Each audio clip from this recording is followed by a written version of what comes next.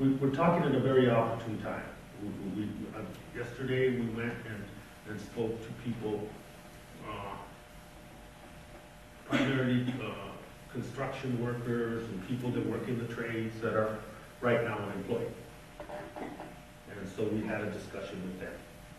We had a discussion with, we're going to have a discussion with some of the credit unions and community-based lending institutions about some of the difficulties that they find themselves in right now, in terms of being able to service their clientele to the full of their protection. And then we have this meeting. And this meeting is important because we're in the middle of this whole national discussion about how we begin to turn this economy around and dig it out of the hole that it's in, and begin to push this economy forward. Everybody says to a person that key to that turnaround is employment and the growth that happens in small businesses across the nation. That's the key. Economists and common sense tell you that that's the way we're going to get out of this. And some of the bills that I'm going to talk about today address that.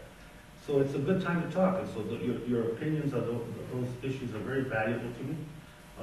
They're valuable as we go back and try to look at what we're calling a jobs growth agenda legislatively for the country.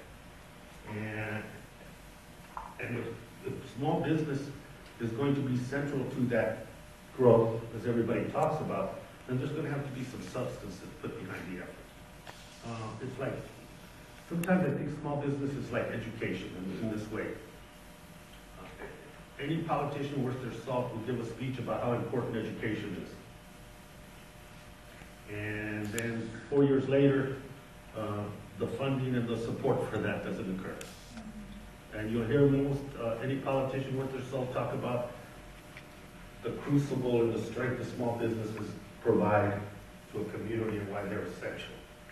And then the resources and the support that put behind it.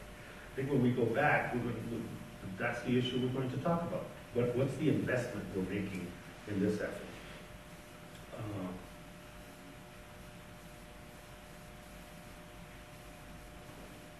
They just announced the names of the new commission, the 12.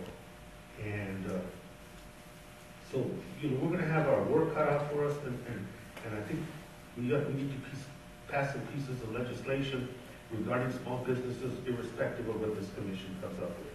I am of the opinion that not much will happen. The way it is, it's 6 and 6. And so we're going to be back in the same debate that we were at the debt ceiling discussion.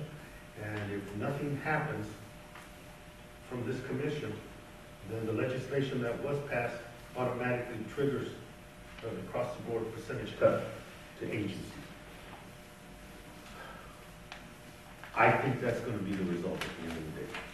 And I pray that I'm absolutely wrong.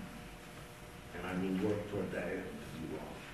But I just think that it's going to harden positions, and we're just not going to get to that middle point that we need to be at. So we think there has to be an effort to pass legislation now. We think there also has to be an effort to lay some protections and waivers in terms of cuts on the growth generating programs that we have in the federal budget. And there are some. Job training, the lending and grant programs for small business and entrepreneurship. We're going to go back and make the argument that if we're only talking about jobs and growth, then we have to lay some protection over some of those programs. Otherwise, they become part of a 10%, 12% across the board cut. And so you're going to see a lot of discussion about that. And your feedback as that discussion is going on from your perspective is very important. Well, Arizona, just as an example, when I was going over the information about our state, it became also apparent that without small businesses, the state would be in worse shape than it is economically. There's 107, almost 108,000 small employers We say small employers is 50 or under people working. And there's almost 400,000 self-employed in the state of Arizona. When I saw those numbers, it kind of, especially the self-employed, the individuals working on their own. So for Arizona and for this community, and we're going to get statistics for this community and pass it on to Wendy so she can share it with you. And those are two phenomena. The phenomena of the self-employed person is not new. It's just now that it's becoming more and more apparent that that's where we're at in this country. And we think the fastest way to spur that growth is to pass some quick legislation, and let's go over some of them. One is H.R. 1137 that we're original co-sponsor of. It's called the Small Business Credit Card Act of 2011.